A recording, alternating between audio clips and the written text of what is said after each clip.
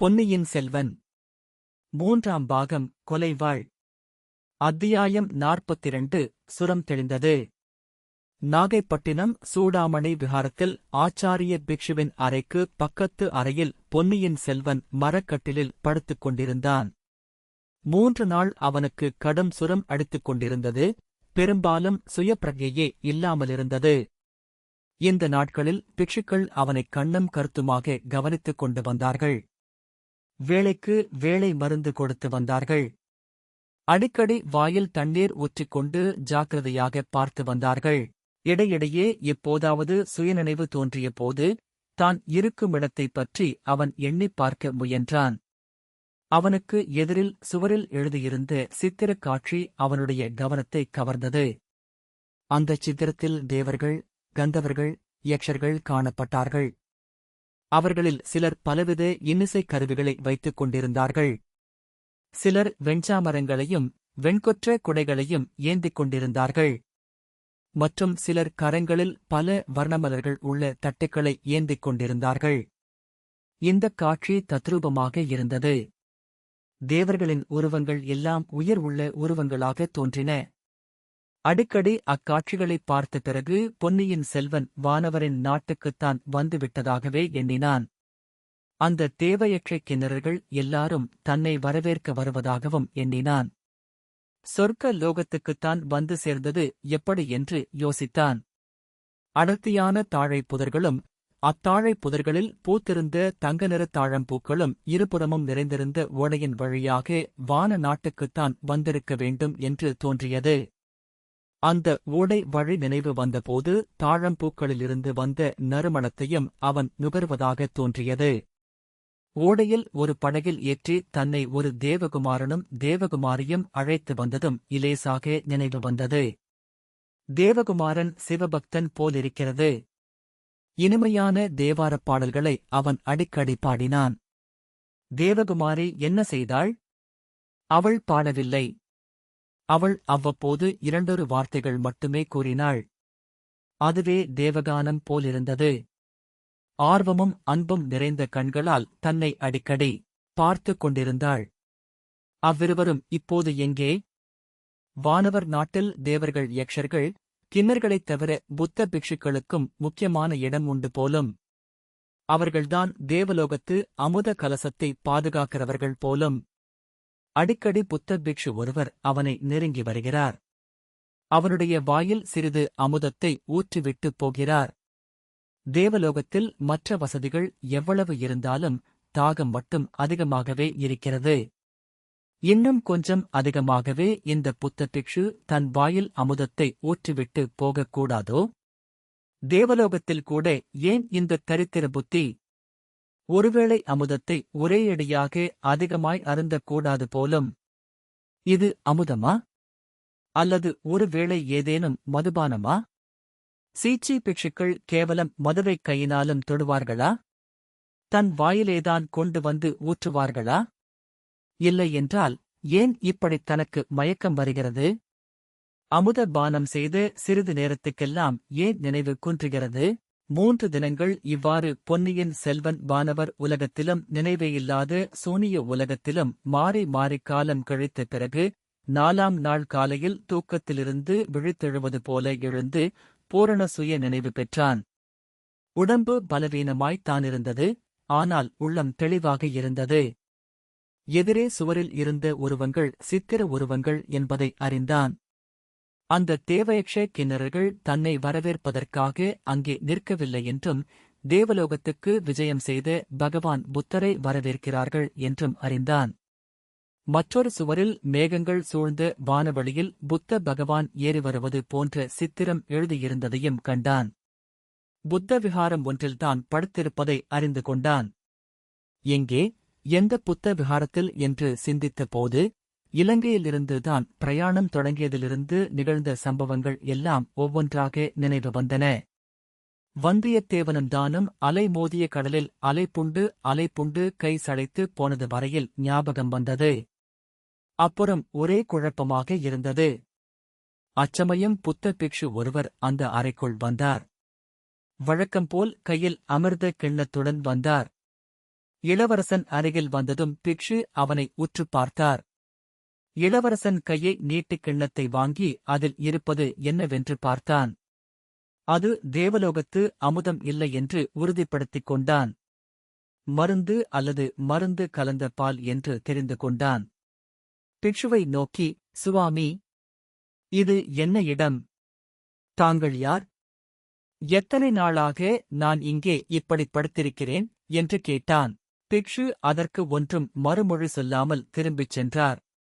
அடுத்த அறைக்கு அவர் சென்று, ஆச்சாரியாரே, சுரம் நன்றாய் தெளிந்துவிட்டது, நினைவு பூரணமாக வந்துவிட்டது என்று கூறியது இளவரசன் காதில் விழுந்தது.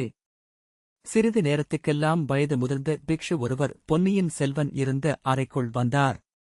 கட்டிலின் அருகில் வந்து அவரும் இளவரசனை உற்றுப் பார்த்தார். பிறகு மலர்ந்த முகத்துடன், பொன்னியின் செல்வ, தாங்கள் இருக்குமிடம் நாகைப்பட்டினம் சூடாமணி விஹாரம்.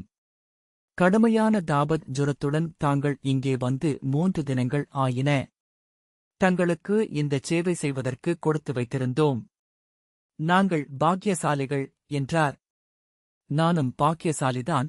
இந்தச் சூடாமணி விஹாரத்துக்கு வந்து பார்க்க வேண்டுமென்று ஆவல் கொண்டிருந்தேன். எப்போதோ ஒரு சமயம் இந்த நகரின் துறைமுகத்துக்குப் போகும்போது வெளியிலிருந்து பார்த்திருக்கிறேன். தெய்வாதீனமாக இங்கேயே நான் வந்து தங்கியிருக்கும்படி நேர்ந்தது. சுவாமி, எப்படி நான் இங்கு வந்து சேர்ந்தேன்? சொல்ல முடியுமா என்று அருள்மொழிவர்மன் கேட்டான். இளவரசே, முதலில் தங்களுடைய கையில் உள்ள மருந்தைச் சாப்பிடுங்கள், எனக்குத் தெரிந்த விவரங்களைச் சொல்லுகிறேன் என்றார் பிக்ஷு. இளவரசன் மருந்தை சாப்பிட்டுவிட்டு, ஐயா, இது மருந்து அல்ல, தேவாமிர்தம். என் விஷயத்தில் தாங்கள் எவ்வளவோ சிரத்தை எடுத்து சிகிச்சை செய்வித்திருக்கிறீர்கள். ஆனால் இதற்காக தங்களுக்கு நான் நன்றி செலுத்தப் போவதில்லை என்றான். ஆச்சாரிய பிக்ஷு புன்னகை புரிந்து, இளவரசே, தாங்கள் நன்றி செலுத்த வேண்டிய அவசியமும் இல்லை. நோயாளிகளுக்கு சிகிச்சை செய்வது பரமோத்தம தர்மம் என்று புத்த பகவான் அருளியிருக்கிறார். நோய்பட்ட பிராணிகளுக்கு கூட சிகிச்சை செய்யும்படி புத்த தர்மம் கட்டளையிடுகிறது. தங்களுக்கு சிகிச்சை செய்ததில் அதிக விசேஷம் ஒன்றுமில்லை. சோழகுலத்துக்கு நாங்கள் மிகவும் கடமைப்பட்டவர்கள். தங்கள் தந்தையார் சுந்தர சோழ சக்கரவர்த்தியும் தங்கள் திருத்தமக்கையார் இளைய பிராட்டியும் புத்த தர்மத்துக்கு எவ்வளவோ ஆதரவு அளித்திருக்கிறார்கள். இலங்கை அனுராதபுரத்தில் புத்த விஹாரங்களை புதுப்பித்துக் கட்ட நீங்கள் ஏற்பாடு செய்ததும் எங்களுக்குத் தெரிந்ததே. அப்படியிருக்கும்போது நாங்கள் செய்த இந்தச் சிறிய உதவிக்காக தங்களிடம் நன்றி எதிர்பார்க்கவில்லை. ஆச்சாரியரே, நன்றி செலுத்துவது பற்றி அந்த முறையில் நான் கூறவில்லை. எனக்கு எப்பேற்பட்ட கடும் ஜுரம் வந்திருக்க வேண்டும் என்பதை நான் உணர்ந்திருக்கிறேன். இலங்கையில் இந்த ஜுரத்தினால் பீடிக்கப்பட்டவர்களின் கதையை நான் பார்த்திருக்கிறேன். நியாயமாக இதற்குள் நான் வானவர் உலகத்துக்குப் போயிருக்க வேண்டும். அங்கே தேவர்கள், யக்ஷர்கள், கிண்ணறர்கள் என்னை வரவேற்று உபசரித்திருக்கக்கூடும் அல்லவா? இன்று தேவர், தேவியர்களுக்கு மத்தியில் உண்மையாகவே அமிர்த பானம் செய்து கொண்டு ஆனந்த மயமாய் இருப்பேன் அல்லவா? அதைத் தாங்கள் கெடுத்துவிட்டீர்கள். வானுலகத்தில் வாசல் வரையில் சென்ற என்னை திரும்ப இந்த துன்பம் நிறைந்த மண்ணுலகத்துக்குக் கொண்டு வந்துவிட்டீர்கள். ஆதலின் எனக்குத் தாங்கள் நன்மை செய்ததாகவே நான் எண்ணவில்லை. ஆகையால்தான் தங்களுக்கு நன்றி செலுத்தப் போவதில்லை என்று கூறினேன். ஆச்சாரிய பிக்ஷுவின் முகம் ஆனந்த பூரிப்பினால் மலர்ந்தது. பொன்னியின் செல்வ, தாங்கள் வானுலகத்துக்குப் போக வேண்டிய காலம் வரும்போது தேவேந்திரனும் பிற தேவர்களும் விமானங்களில் வந்து தேவ துந்துபிகள் முழங்க மலர் மாறி பொழிந்து தங்களை அழைத்துச் செல்வார்கள். ஆனால் அந்தக் காலம் இன்னும் நெடுந்தூரத்தில் இருக்கிறது. இந்த மண்ணுலகில் தாங்கள் செய்ய வேண்டிய அரும்பெரும் காரியங்கள் எத்தனையோ இருக்கின்றன. அவற்றை முடித்து விட்டல்லவா வானுலகம் செல்வது பற்றி யோசிக்க வேண்டும் என்றார். எதுகாரும் சாய்ந்து படுத்திருந்த பொன்னியின் செல்வன் நிமிர்ந்து உட்கார்ந்தான். அவனுடைய திருமுகத்தில் அபூர்வமான களை பொலிந்தது. அவனுடைய விசாலமான நயனங்களிலிருந்து மின்வெட்டு போன்ற ஒளிக்கிரணங்கள் அலை அலையாக கிளம்பி அந்த அறையையே ஜோதிமயமாகச் செய்தன. ஆச்சாரியரே, தாங்கள் கூறுவது உண்மை.